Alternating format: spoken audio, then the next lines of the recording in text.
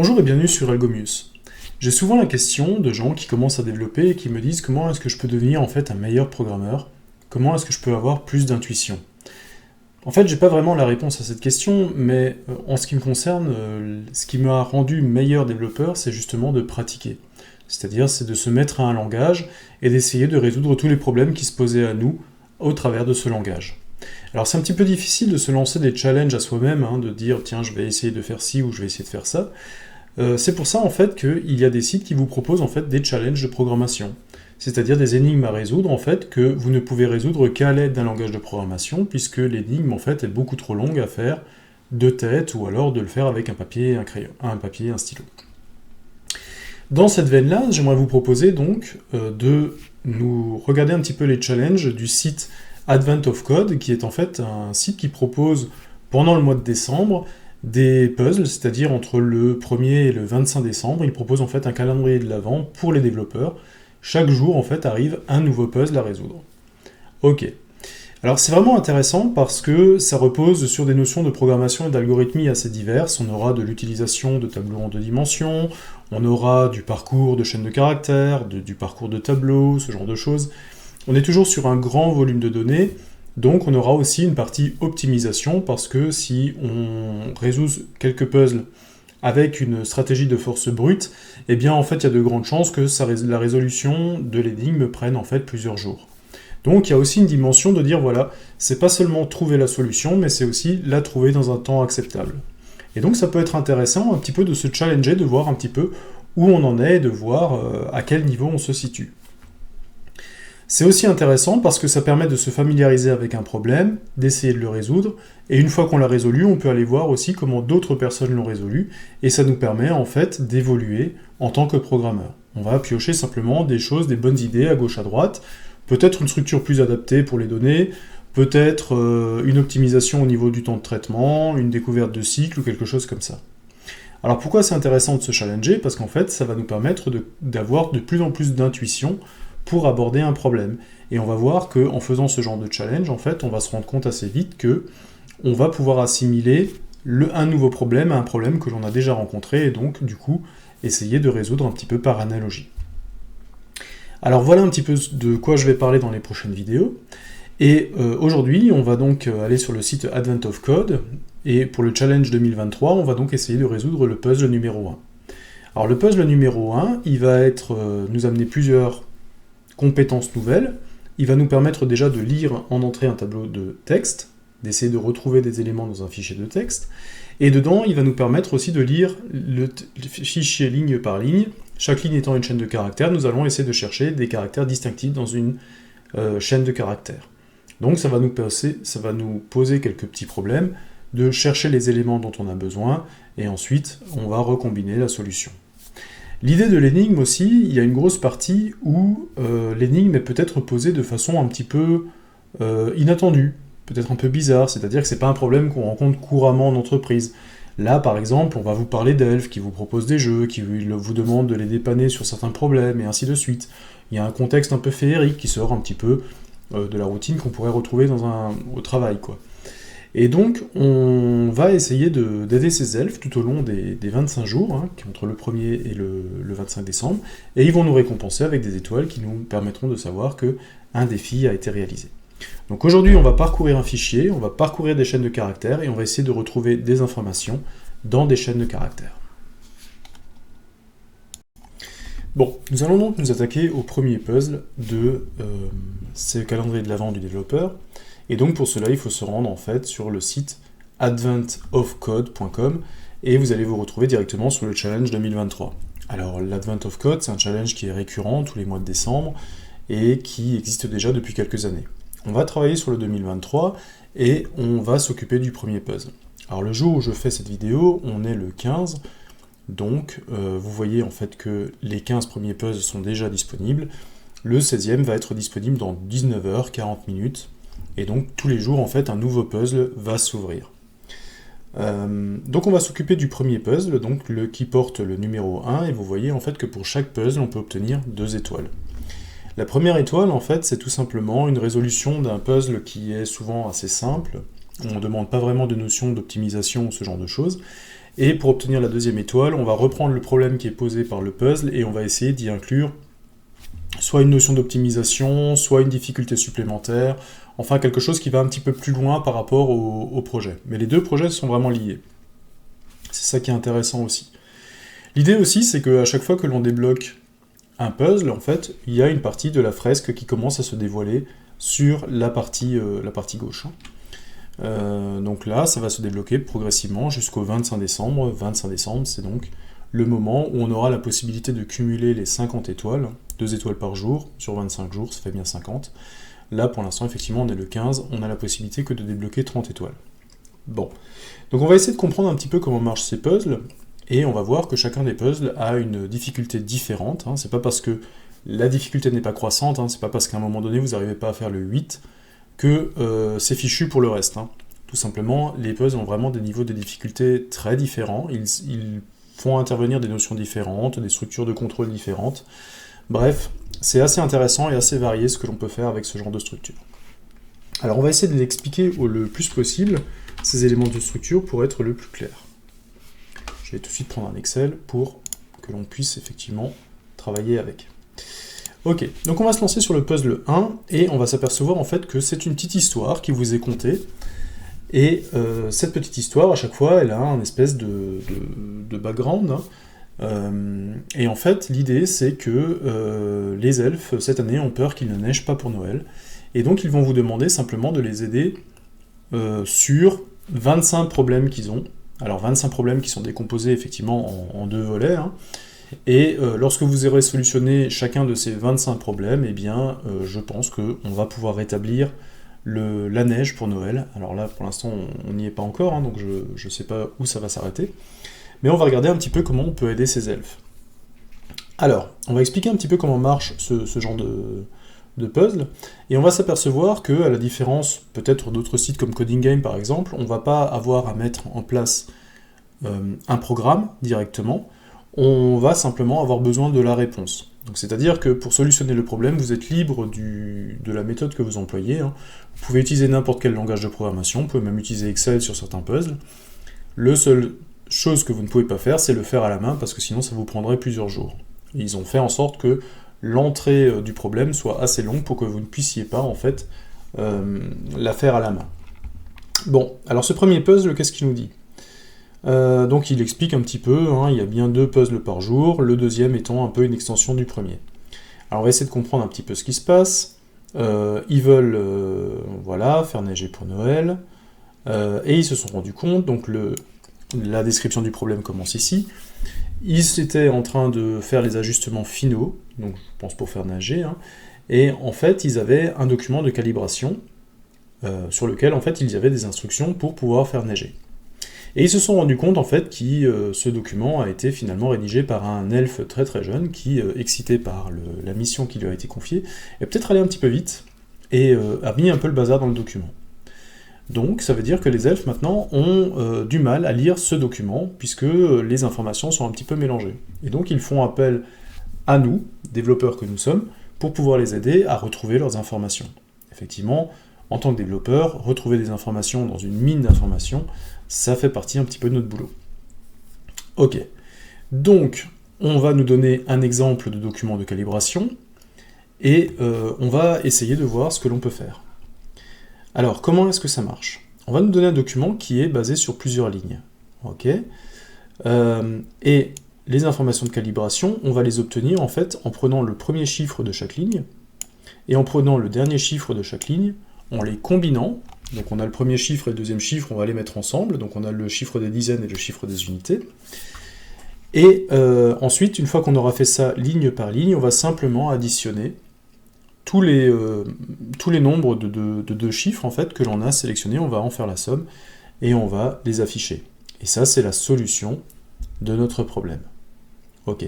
Alors on nous dit par exemple que dans ce cas-là, les 4 lignes qui sont ici devraient en fait nous donner une réponse de 142.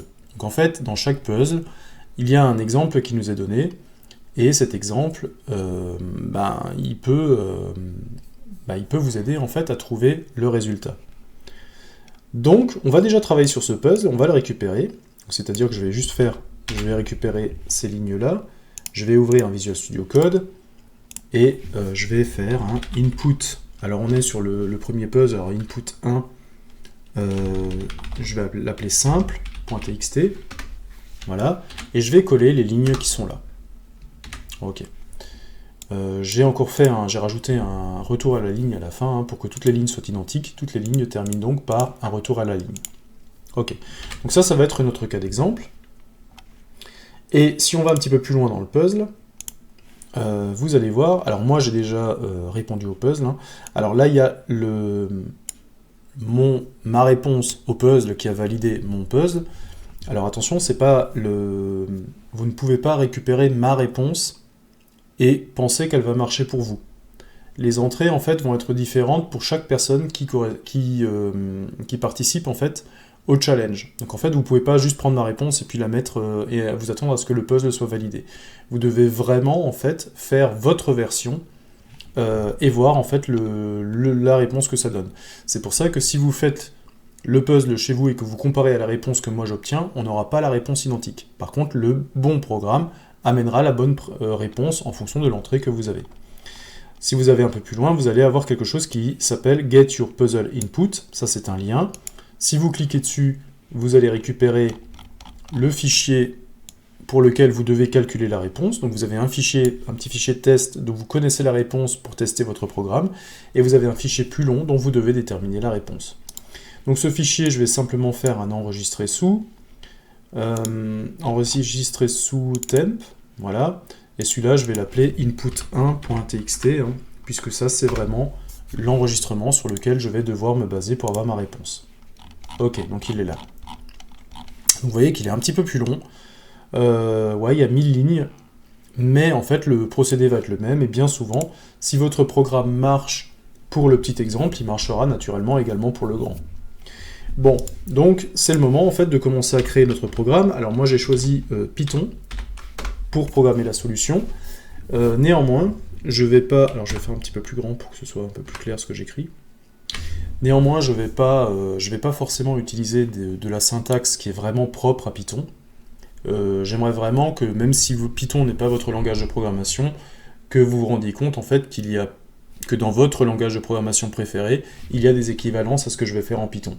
C'est pour ça que je n'utiliserai pas les fonctions zip ou ce genre de choses qui manipulent énormément de notions en même temps. Je vais rester vraiment d'un point de vue algorithmique. On va essayer de rester sur des fonctionnalités de base et on va tout écrire nous-mêmes pour vraiment bien comprendre le problème et à quoi il sert.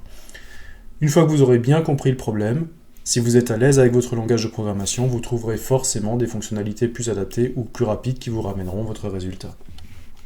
Bon, alors la première chose à faire, dans mon programme, ce que je vais faire déjà, c'est que je vais essayer d'obtenir en fait l'affichage ligne par ligne.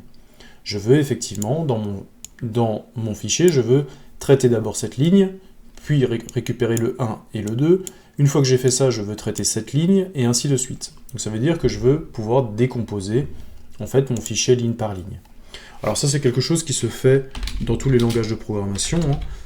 Je vais ouvrir donc mon fichier. Alors je vais commencer par celui-là, hein, le input1 simple, et puis déjà je vais essayer de récupérer la valeur qu'il me donne dans l'exemple, hein. Donc je vais récupérer mon input simple.txt, voilà, et en Python je dois dire effectivement que je l'ouvre en écriture, hein. Ça c'est quelque chose de classique que vous retrouvez dans d'autres langages de programmation aussi.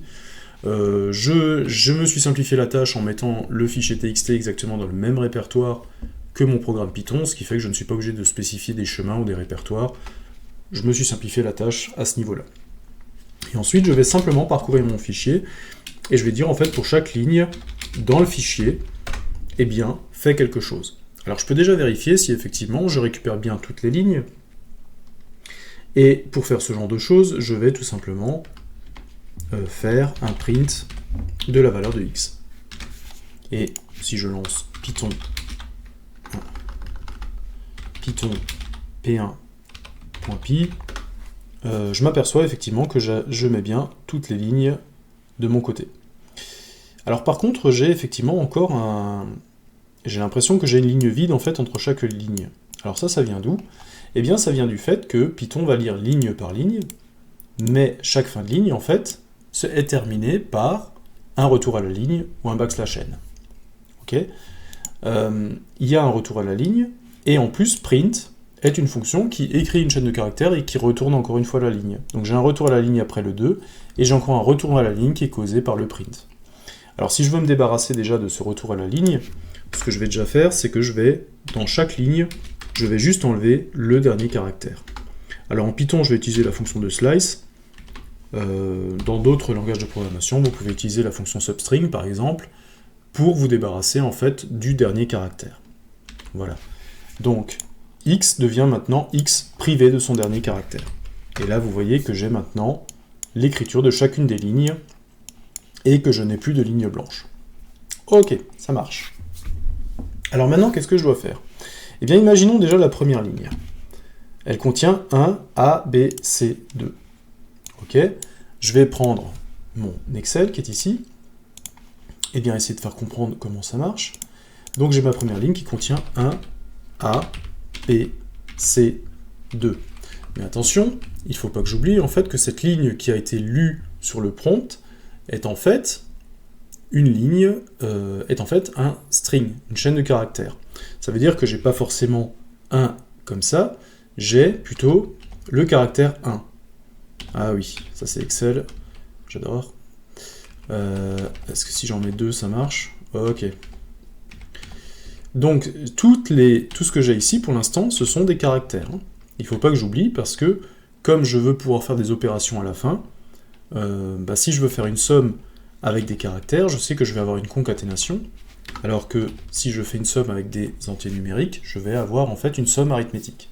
Bon, alors pour l'instant, j'ai des caractères. Ok. Donc, qu'est-ce qu'il faut que je fasse? Première chose, dans mon puzzle, qu'est-ce qu'ils me disent? Il faut que je récupère en fait le premier nombre, et il faut que je récupère le dernier nombre. Alors déjà, on va essayer de faire en sorte comment je peux identifier un nombre. Alors comment je peux identifier un nombre? Alors il y a des fonctions qui existent, if, isDigit, isNumber, ou ce genre de choses, vous allez probablement les trouver dans votre langage de programmation. Moi, je vais essayer de ne pas faire de conversion. Qu'est-ce que je vois ici? En fait, je m'aperçois que j'ai des chaînes de caractères. Comparer des chaînes de caractères, eh bien, si vous comparez deux chaînes de caractères, avec par exemple un supérieur ou un inférieur, ça va comparer les chaînes de caractères dans l'ordre alphabétique. Donc ça veut dire quelque chose qui commence par A va être avant quelque chose qui commence par B. Tout simplement, c'est l'ordre de la table ASCII qui est respecté. Et donc ça veut dire qu'en termes de caractères, le caractère 1 est avant le caractère 2, qui est avant le caractère 3, et ainsi de suite. Donc, si je veux savoir si j'ai affaire à un nombre, eh bien, j'ai un nombre, donc là j'ai une chaîne de caractères, alors je pourrais parcourir cette chaîne de caractères, donc je vais prendre chaque caractère dans la chaîne de caractères X, ok, donc si je fais ça et que je print C, eh bien ce que je vais avoir c'est, là je vais avoir décomposé les chaînes caractère par caractère, ok, eh bien chaque caractère je vais vérifier si c'est un nombre. Comment je vérifie si c'est un nombre? Eh bien je vérifie tout simplement. Alors je crois que l'énoncé ne m'a pas parlé de la valeur 0, donc je considère que les nombres ils sont de 1 à 9. Alors j'ai un nombre, lorsque C est supérieur ou égal au caractère 1, et que C est inférieur ou égal au caractère 9. Alors là, attention, puisque j'ai récupéré C qui est un... C est en fait un... Ah, j'ai pas le droit de faire ça? Ah oui, j'ai pas de bloc un entier encore, ouais. Puisque C est, est un caractère, il ne faut pas que j'oublie que je ne peux le comparer qu'à des caractères. Si jamais je le compare à des nombres entiers, en fait, ça c'est quelque chose qui va me ramener à une réponse un petit peu inattendue. Puisque C est un caractère, il faut bien que je précise que dans la table ASCII, le caractère C doit se retrouver entre le caractère 1 et le caractère 9. Et là, je suis sûr en fait d'avoir un nombre. Si je print ici maintenant C, voilà, eh bien je suis sûr d'avoir un nombre. Voilà, vous voyez que là, alors c'est peut-être pas tellement flagrant, je vais vous le montrer. Voilà, on a 1, 2, 3, 8, 1, 2, 3. Alors c'est tout simplement les nombres, 1, 2, 3, 8, 1, 2, 3. Ensuite j'ai 4, 5 et 7 pour le dernier. Donc en fait, j'ai filtré tous les nombres. Ok, ça marche. Alors dans ces nombres, qu'est-ce qu'il faut que je fasse? Eh bien, il faut que je trouve le premier nombre, et il faut que je trouve le dernier nombre de chaque ligne. Ok. Alors là, je suis déjà dans les lignes, et donc ça veut dire qu'il faudrait que je trouve le premier... Ah, c'est chiffre en plus. Hein. C'est le premier chiffre. Alors pour l'instant, je ne l'ai pas trouvé. Le premier chiffre, pour l'instant, je vais considérer que comme je suis en train de manipuler des chaînes de caractères, eh bien mon premier chiffre et mon dernier chiffre sont tous les deux des chaînes de caractères. Ok, d'accord. Donc, ça veut dire que si je trouve un nombre, ici, eh bien, le premier chiffre, je vais récupérer le nombre que j'ai lu. Alors, si je laisse ça comme ça, le problème, c'est que mon premier chiffre, si je le laisse parcourir, le premier, alors je vais déjà parcourir le 1. Ah, bah ça a l'air d'être un chiffre. Ok, donc je mets 1 dans premier. Puis j'ai A, c'est pas un chiffre, B, c'est pas un chiffre, C, c'est pas un chiffre, 2, je mets 2, et en fait, j'ai écrasé le premier nombre par le deuxième. Bon. Donc ça veut dire tout simplement que le premier chiffre, à partir du moment où je l'ai valorisé, il ne faut plus que je le touche. C'est-à-dire qu'il faut que je change le premier chiffre uniquement si le premier chiffre est vide pour l'instant. S'il est vide, je le remplace. S'il n'est pas vide, eh ben, je passe dessus. Par contre, la chose intéressante, c'est que si j'arrive au bout en lisant tous les nombres, je m'aperçois en fait que ce que j'ai récupéré, c'est le dernier. Donc en fait, en cherchant à récupérer le premier, j'ai trouvé une méthode pour trouver le dernier. Le dernier nombre, en fait, tout simplement, le dernier chiffre, je vais simplement récupérer tous les chiffres de la ligne. Donc il va valoir 1 le premier coup, ensuite j'ai des lettres, il va valoir 2, et à la fin de la ligne, j'aurai sauvegardé uniquement le dernier. Donc là, j'ai trouvé une méthode qui me récupère le premier et le dernier chiffre de chaque chaîne de caractères. Ok. Qu'est-ce qu'il faut que je fasse encore maintenant que j'ai le premier et le dernier chiffre? Maintenant, il faut que je les mette ensemble, que je les concatène. Bon, ça tombe plutôt bien, puisque j'ai deux chaînes de caractères. Donc les concaténer, c'est pas tellement un problème. Hein. Je récupère donc mon nombre. Mon nombre, c'est quoi? C'est simplement le premier chiffre plus le dernier chiffre. Ok? Puisque premier chiffre et dernier chiffre sont des chaînes de caractères, l'opération plus entre deux chaînes de caractères va provoquer la concaténation, et pas l'opération arithmétique. Pour s'en convaincre, on va simplement afficher le nombre. Ok? Pi de P1.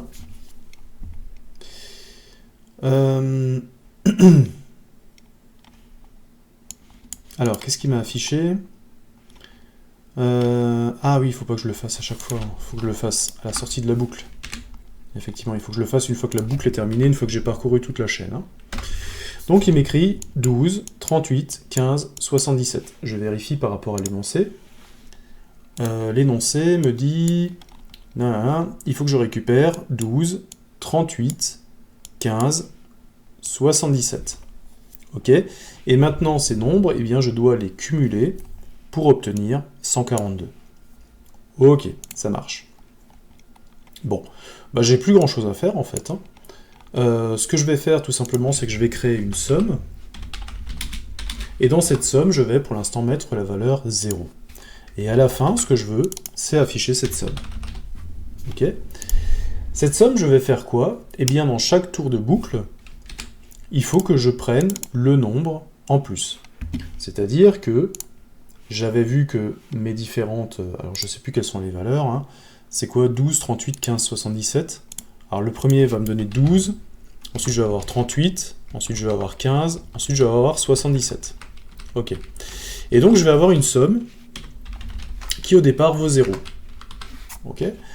Je vais avoir la première ligne. Je vais prendre les 12 de la première ligne et je vais les ajouter à somme. Je vais donc faire 0 plus 12 et je remets dans somme. Deuxième ligne, je vais récupérer la valeur 38. Je vais donc faire ce que j'ai dans somme 12 plus 38, ce qui fait 50, et je remets dans somme. Troisième valeur, j'ai 15. Je vais prendre ce que j'ai dans somme, je vais faire plus les 15. Ça va me faire 65, et je vais les remettre dans somme. Et ensuite, j'ai 65. Je vais ajouter 77. Je permettre bien sûr d'arriver à 142, je vais arriver à 142, le fichier est fini, et dans somme, j'ai 142. Bon, il n'y a plus qu'à le mettre en place. Ça veut dire que à chaque tour de boucle, dans la valeur de somme, je vais ajouter le nombre. Sauf que si je fais comme ça, je vais avoir un petit problème, parce que pour l'instant, on avait vu que ça, c'est de la chaîne de caractères, ça, c'est de la chaîne de caractères. En concaténant les deux, je récupère de la chaîne de caractères, et nombre est donc de type chaîne de caractères. Donc ce qu'il ne faut pas que j'oublie, c'est de convertir le nombre en entier, et pour ça, en fait, j'ai une fonction de conversion int. Alors ça aussi, c'est une fonction que vous retrouvez dans tous les langages, hein. Si vous êtes en C ou C++, c'est la fameuse string to int, stoi, et sinon, en fait, dans tous les langages, ce genre de choses existe. On va voir si ça marche. Ah, j'ai un petit problème, et il me dit, invalid literal for int, c'est une base 10.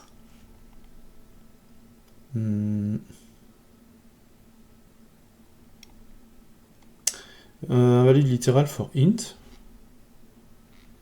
Ah, qu'est-ce que j'ai dans le nombre? Je vais juste faire un print de nombre. Je suis assez surpris.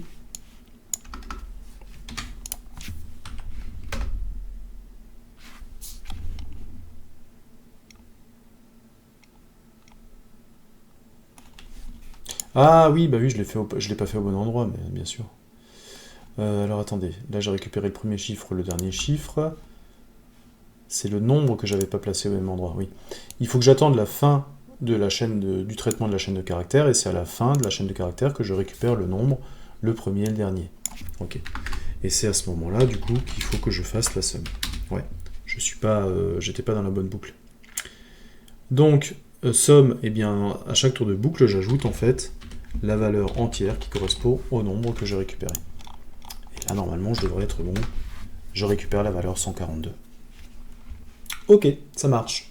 Donc ça veut dire maintenant que la seule chose que j'ai à faire, donc là j'ai respecté l'énoncé, on m'a dit qu'il fallait que je trouve sur ce petit exemple 142, la seule chose que j'ai encore à faire maintenant, c'est tout simplement d'enlever le simple qui est là, de travailler sur le fichier d'input classique, et de relancer mon programme, et j'obtiens la valeur 5490, c'est normalement la valeur que j'ai donnée. Hein.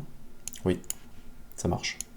Donc, vous aurez probablement une autre valeur, hein, puisque vous aurez des inputs différents, et donc, en fait, vous devez retrouver votre version de votre valeur, en fait, qui correspond à votre input. Voilà. Donc là, j'espère qu'on est resté sur des fonctions qui sont connues dans tous les langages, hein, même si vous n'êtes pas développeur Python, je pense que vous allez retrouver des choses dans votre langage qui vous permettent de faire ça. Alors, on n'est pas sur le plus optimisé, on n'est pas sur les fonctions qui utilisent le moins de caractères, hein. Je ne fais pas de golf programming, mais j'aimerais aussi attirer votre attention sur le fait que c'est pas parce que vous utilisez peu de caractères et que vous écrivez en fait un programme en 3 lignes qu'en termes de temps il est optimisé. Vous utilisez de temps en temps des fonctions qui font énormément de choses, qui parcourent le tableau plusieurs fois, qui le trient plusieurs fois, et ce genre de choses, mais qui est fait en arrière-fond, et la fonction fait plein de choses et vous l'appelez en fait en peu de caractères. Il n'y a aucun lien en fait entre le nombre de caractères que vous utilisez pour écrire un programme et la performance qui est derrière. Tout va se jouer en fait sur le nombre d'instructions utilisées, le nombre de parcours des différentes structures. Bon, donc on a résolu notre première étoile. On va s'attaquer à la deuxième. Donc dans la partie 2, les elfes ont encore un problème visiblement, et on va essayer de comprendre ce qu'ils nous disent. Alors, visiblement mon calcul de la partie 1 n'est pas correct. Ok, donc ils vont me donner probablement des critères supplémentaires. En fait, ils se sont rendus compte que peut-être qu'il existe aussi des chiffres qui ont été écrits sous forme de lettres, hein, comme sur un chèque. C'est-à-dire qu'à la place d'avoir des valeurs chiffrées 1, 2, 3, 4, 5, 6, 7, 8, 9, 10, ou 9 jusqu'au moins, en fait on va retrouver des valeurs 1, 2, 3, 4, 5, 6, 7, 8, 9. Donc en anglais. Les chiffres donc sont écrits en toutes lettres. Et ces chiffres qui sont écrits en toutes lettres, eh bien, ils doivent être comptabilisés également comme des chiffres corrects. Ce qui change un petit peu la donne, puisque cette fois-ci, du coup, on n'est plus sur des valeurs vraiment chiffrées, on doit aussi s'occuper de chercher des mots, ce qui complexifie un petit peu notre tâche. Ok. Et keep with this information, you need to fit the real first and last digit on each line. Ok, donc il me redonne un autre exemple de test que je vais m'empresser de récupérer et que je vais coller naturellement dans mon input simple. Voilà. Donc le jeu de test ici est différent, hein. J'oublie pas de mettre le retour à la ligne sur la ligne 7 parce que j'enlève le retour à la ligne, donc ça me permet en fait d'avoir toutes les lignes de façon homogène. Donc je récupère mon simple ici, et dans mon simple en fait il est en train de me dire que quand un chiffre est écrit en toutes lettres, comme par exemple to ici, TWO, eh bien je dois le considérer comme la valeur 2. Là j'ai un 1 et là j'ai un 9, donc ça veut dire aussi que j'ai de nouveau la valeur 9. Ok, donc ici le 1 n'est absolument pas un chiffre à prendre en compte. De la première ligne, je dois récupérer le 2 premier chiffre et je dois le récupérer le 9 et je dois recomposer 29. Alors, chercher un chiffre, ça ne me posait pas de problème. Le problème maintenant de chercher un mot, c'est qu'en fait le mot n'est pas sur un seul caractère. Et même les différents mots que je dois chercher ne sont pas non plus sur un nombre fixe de caractères. Par exemple, le to est sur 3 caractères, le 9 est sur 4 caractères, et donc ça va me poser beaucoup plus de problèmes de retrouver ces mots-là. Alors qu'est-ce que l'on peut faire? Ce que l'on va essayer de faire, c'est que l'on va utiliser une fonction en Python qui est la fonction find. Et la fonction find, on va essayer de voir un petit peu comment est-ce qu'elle marche.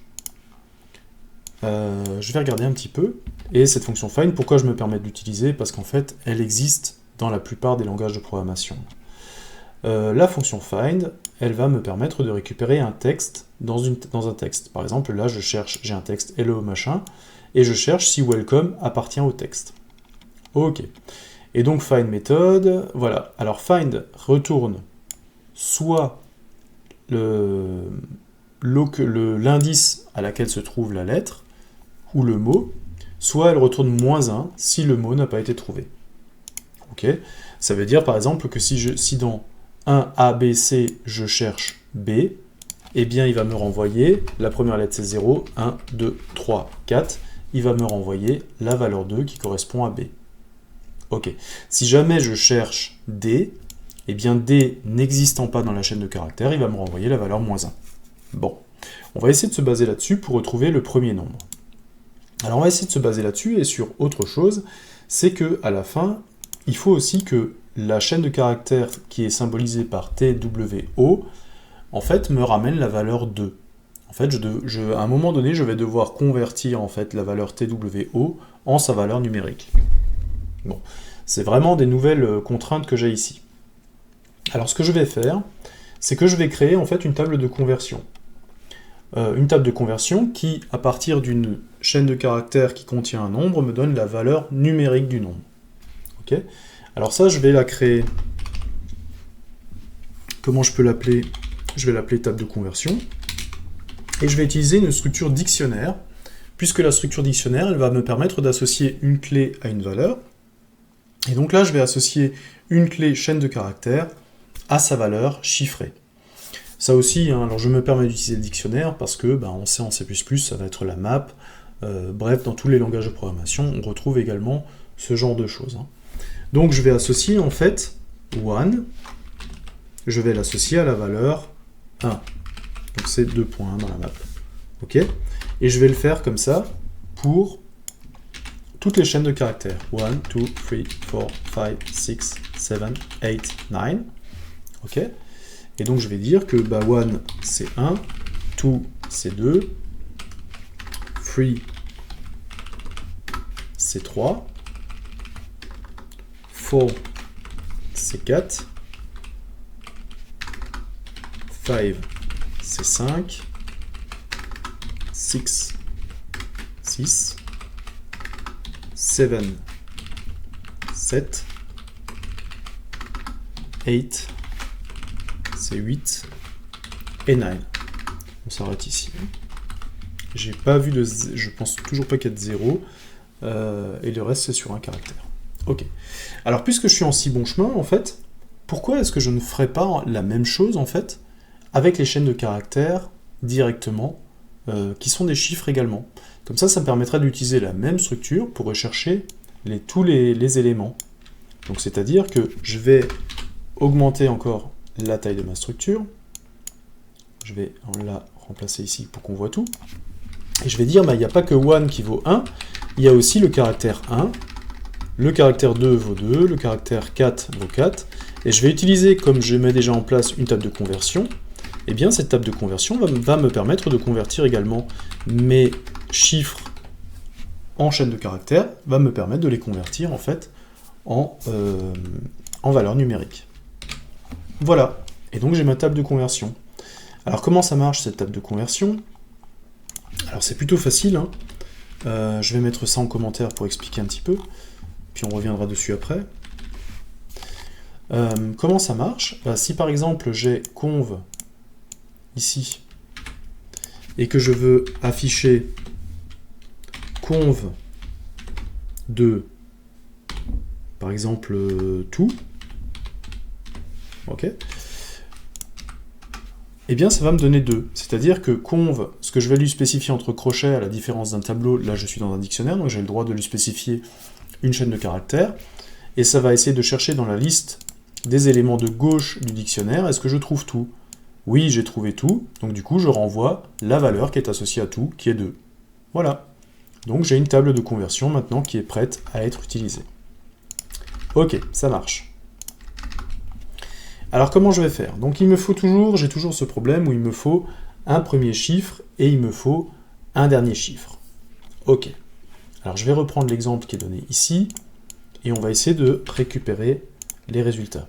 Alors ici cette fois-ci j'ai plus le même exemple qu'avant. Alors comment je vais le prendre comme ça? Alors j'ai d'abord un T, ensuite j'ai un W, j'ai un O, j'ai un 1, j'ai un N, j'ai un I, j'ai un N et j'ai un E. J'ai tout un 9. Ok. Maintenant ce qu'on va faire, c'est qu'on va essayer de chercher chacun des mots de mon dictionnaire. Je vais chercher 1, 2, 3, 4, 5, 6. Ok. Je vais tous les chercher un à un. Et je vais essayer de voir où ils se situent. Donc, je parcours toujours ma chaîne. Ok. Ça, je vais le laisser de côté pour l'instant. Je vais le laisser de côté pour l'instant. La somme, il ne faut pas que j'oublie de l'accumuler. Ça, je vais le laisser. Et je vais tout simplement faire... je vais chercher, en fait, la position. Je vais faire, tout simplement, je vais chercher dans... Alors là, je faisais une lecture de caractère par caractère. Ça aussi, je vais l'enlever. Et ce que je vais faire, c'est que je vais parcourir ma structure de conversion. Et je vais essayer de parcourir ce que l'on appelle les clés, c'est-à-dire tous les éléments de gauche. Hein. C'est-à-dire que si je fais maintenant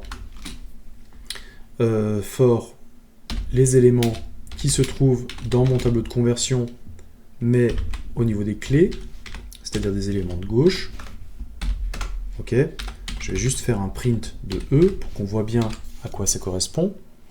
Ça, je vais le mettre là. Ça, je vais le mettre en commentaire pour l'instant. Je le décommenterai après. Voilà.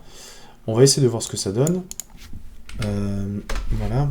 On récupère 1, 2, 3, 4, 5, 6, 7, 8, 9.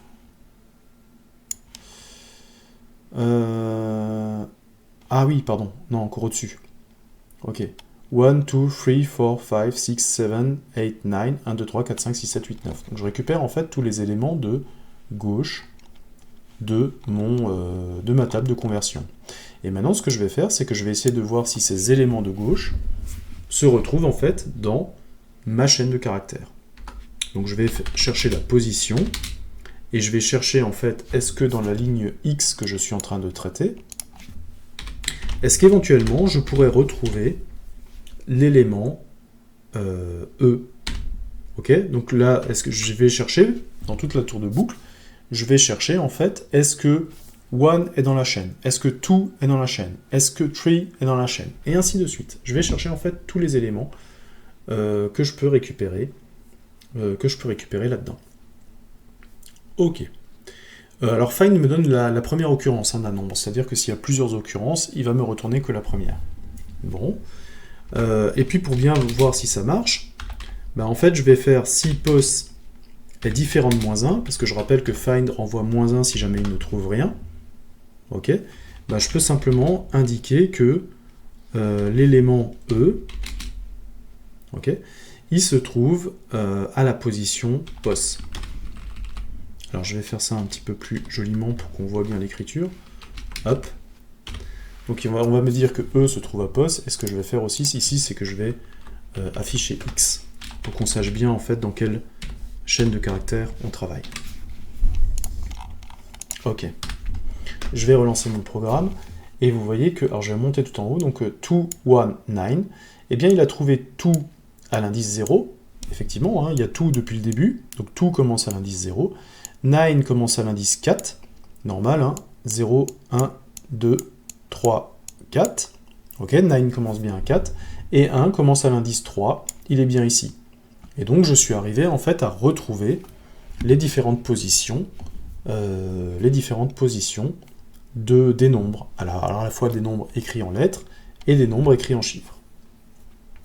Ok, bon, donc j'ai un POS qui est différent de -1, là on est bon, et on écrit, on a retrouvé les différentes positions. Alors comment je vais déterminer en fait quel est le premier nombre?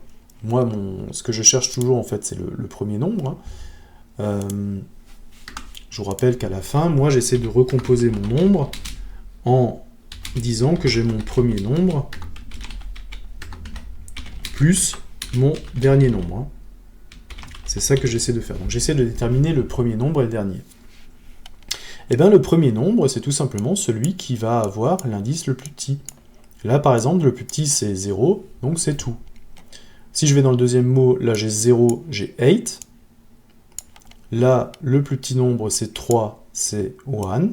Et ainsi de suite. Donc je vais chercher en fait celui qui a systématiquement la position la plus basse.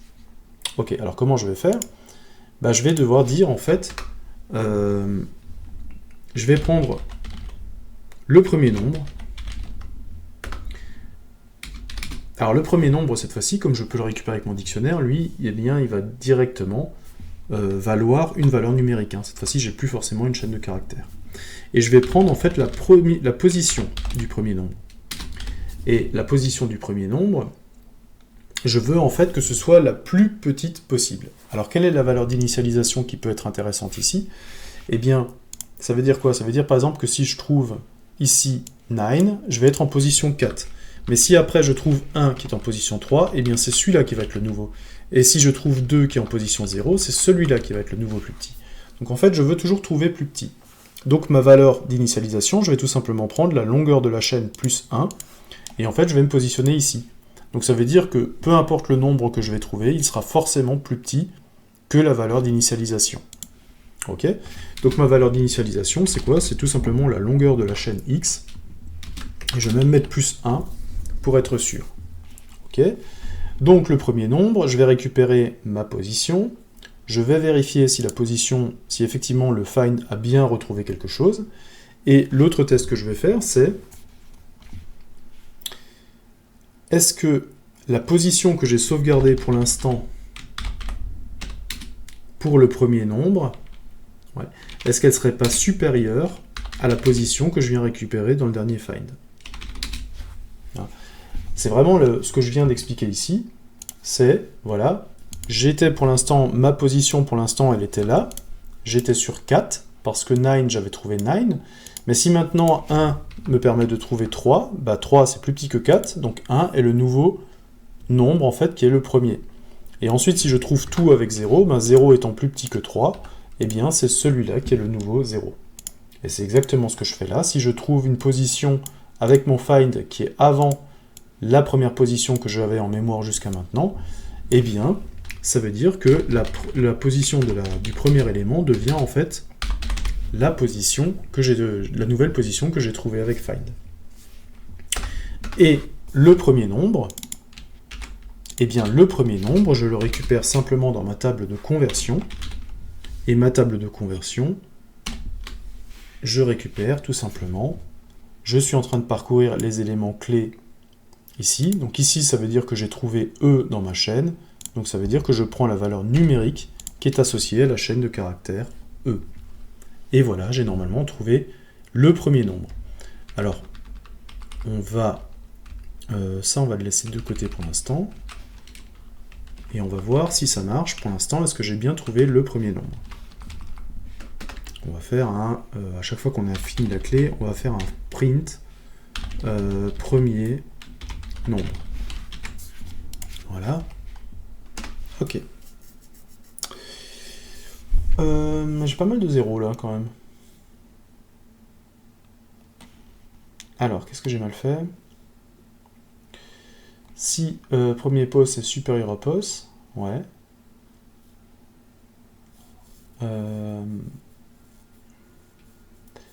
Si premier pos est supérieur à pos, je mets dans premier pos, je mets pos.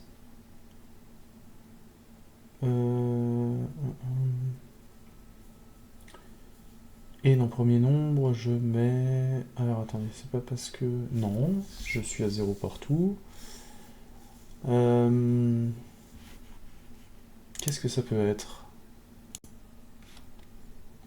C'est... Ah oui, ok.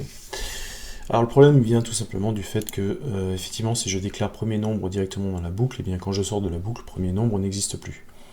En fait, c'est le... je pensais que c'est celui-là que j'avais.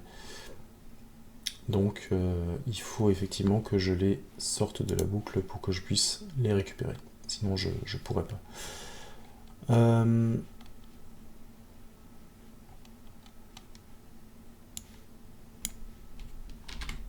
Donc les définitions, en fait, elles doivent être ici.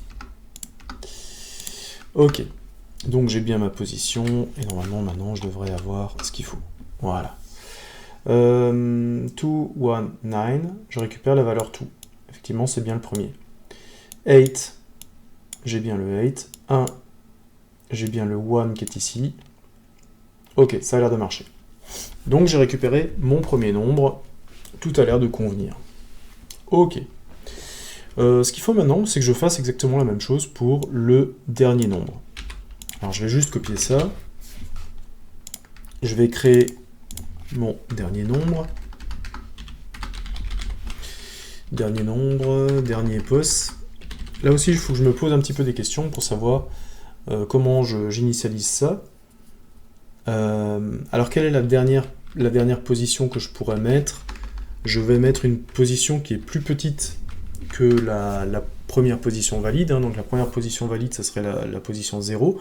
Donc, la première position invalide, ça serait -1. Et l'idée, c'est comme avant, c'est que je vais à chaque fois trouver plus grand. Donc, je vais mettre une valeur où je trouverai forcément plus grand. Dernier nombre, je vais la mettre à 0. De toute façon, celui-là, il sera mis à jour à chaque fois que j'en trouve un. Donc ça, c'est la partie qui me trouve le premier nombre. Et je vais maintenant essayer de réfléchir à comment je pourrais trouver le dernier nombre. On a vu que la fonction find, en fait, elle commençait par la gauche. Et bien, en fait, on va s'apercevoir qu'on a une fonction qui s'appelle rfind, qui va faire exactement le même travail que find, sauf qu'elle va commencer par la droite de la chaîne de caractères. Donc ce que je vais faire, c'est que je vais faire un rfind.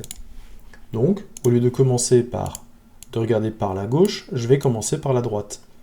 Là, par exemple, je vais déjà commencer par la droite et je vais trouver directement 9, et ainsi de suite. Donc, commençons par la droite, ça veut dire que si je trouve, alors là, c'est plus la position du premier, mais c'est la position du dernier. Si je trouve une position pour le dernier qui est cette fois-ci inférieure à la nouvelle position que je trouve, ça veut dire que la position de l'élément que je viens de trouver est après dans la chaîne de caractères. Donc je veux bien la prendre en compte, j'ai trouvé un chiffre qui est encore après celui que j'avais. Donc après, ça veut dire plus à droite. Pos, je vais toujours vérifier que pos a retrouvé quelque chose. Et donc si ça c'est le cas, eh bien je vais tout simplement dire que ma dernière pos, c'est pos, et que mon dernier nombre, ça ne change pas, c'est tout simplement la conversion numérique de la chaîne que je suis en train de parcourir dans ma boucle for, qui est E. Voilà. Donc j'ai print premier nombre, je vais aussi faire un print de dernier nombre, et là on aura bientôt terminé. Voilà. Hop. Alors, premier nombre, c'est 2, le dernier nombre, c'est 9. Ouais, ça a l'air de coller, c'est 2 et c'est 9. Là, j'ai 8 et 3, là, j'ai 8 et 3. Ok, et donc là, maintenant, j'ai déjà de nouveau des valeurs numériques, puisque ma table de conversion associe une chaîne de caractères à un entier numérique. Donc en fait, ce que j'ai récupéré, c'est 2 entiers numériques. Donc recomposer mon nombre, maintenant, va être beaucoup plus simple. Recomposer mon nombre, ça veut dire quoi? Ça veut dire que dans le premier nombre, j'ai le chiffre des dizaines. Dans le dernier nombre, j'ai le chiffre des unités. Donc recomposer mon nombre, eh bien ça revient à multiplier le chiffre des dizaines par 10. Hein, si j'ai 4 et que je multiplie par 10, je me retrouve avec 40. Et d'ajouter le chiffre des unités. Je vais enlever les prints inutiles. Et là, bah, tout simplement, la somme, je vais continuer à y mettre les nombres que je peux. Alors je peux simplifier un peu les choses. Hein. Si vous voulez, je peux prendre la somme et directement l'associer comme ça. Voilà. Et j'oublie pas d'afficher la somme à la fin de mon algo. Alors on va voir ce que ça donne. Ah, j'ai encore l'affichage quelque part des x. Ça je peux enlever aussi. Ça sera un petit peu plus clair. Voilà, j'ai 281. Alors c'est ce qui m'était donné. Alors normalement j'associe 29, 83, 13, 24 et j'obtiens la valeur 381. Le résultat de mon puzzle était de 54 473. On va voir si je le récupère de nouveau. Je vais donc remplacer le fichier d'entrée. Cette fois-ci, je ne vais pas prendre le simple, je vais prendre le complet. Je vais enregistrer. Je relance Python. Et j'obtiens 54 473. Est-ce que c'est bien celui que j'avais? 54 473, voilà. J'ai résolu la deuxième étoile du puzzle. Voilà. Donc avec un dictionnaire et avec les deux fonctions find et rfind qui me permettent de respectivement chercher par la gauche et par la droite. Ok, 2 étoiles, premier puzzle réussi.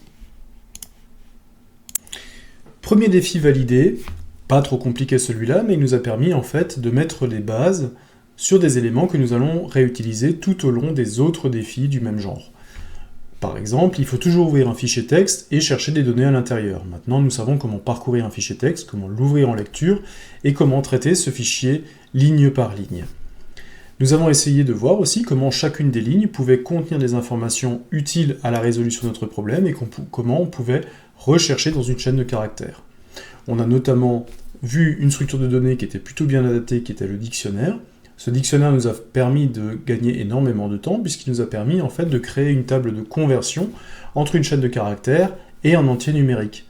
La chaîne de caractères, elle s'identifiait en fait aux chaînes de caractères que l'on traitait du fichier en entrée, et la donnée numérique qui était générée nous permettait de faire le calcul qui nous permettait de valider notre problème. Nous l'avons vu aussi entre la première étoile qui nous permettait une grande variété de solutions, et bien en fait la deuxième étoile était quelque chose d'un petit peu plus complexe. La première étoile reposait sur la recherche d'un seul et unique caractère, alors que la deuxième étoile nous demandait de chercher des mots entiers qui pouvaient reposer sur 3, 4, 5 caractères qui se suivaient. Et donc on a dû adapter notre stratégie pour pouvoir en fait avoir ce niveau de difficulté, alors que le problème qui était posé finalement était le même. Je cherchais toujours le premier élément et le dernier, sauf que dans le deuxième cas, en fait, on recherchait une chaîne de caractères complète. Donc voilà, j'ai essayé de détailler au maximum la résolution de ce problème. J'ai essayé de vous montrer à chaque étape comment est-ce qu'on décomposait le fichier et comment en fait on arrivait à identifier les différentes informations dont j'avais besoin pour solutionner mon problème. Et à la fin, on a combiné tous ces résultats pour arriver au résultat définitif qui était attendu par le puzzle. Encore une fois, je ne suis pas passé par des fonctions qui étaient, qui étaient vraiment spécifiques à Python. C'est-à-dire que toutes les fonctions que j'ai utilisées pour valider mon code peuvent être transposées dans n'importe quel langage de programmation. Si demain vous faites l'exercice en C#, en C++ ou en JavaScript, vous allez avoir une boucle, vous allez avoir un if, vous pourrez parcourir un fichier, vous allez avoir une fonction find, bref, tous ces éléments se retrouvent dans la plupart des langages de programmation. Donc j'espère vous avoir intéressé au sujet des challenges. C'est quelque chose de très intéressant et qui va vous permettre d'élever votre niveau en programmation. En plus, là, c'est un challenge qui vous permet d'utiliser le langage de programmation de votre choix. Donc, je vous dis à très vite pour la suite du Advent of Code 2023.